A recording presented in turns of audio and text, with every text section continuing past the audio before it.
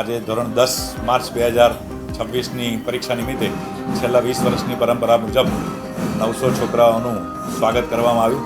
છોકરાઓને બીજી સ્કૂલમાં પરીક્ષા નંબર આવ્યો છે અને હાવ દૂર કરવાનો ખૂબ જ સુંદર પ્રયાસ કરવામાં આવ્યો છે. બોર્ડની એક્ઝામ એટલે વિદ્યાર્થીઓની કારકિર્દીનો એક ઇમ્પોર્ટન્ટ પડાવ છે. ખાસ કરીને આજે ગુરુકુળ વિદ્યાલયમાં ધોરણ 10ના વિદ્યાર્થીઓની પરીક્ષા શરૂ થવા જઈ રહી છે. ખાસ કરીને આપના માધ્યમથી ધોરણ 10 અને 12ના તમામ વિદ્યાર્થીઓને હું ખૂબ ખૂબ શુભેચ્છાઓ આપું છું.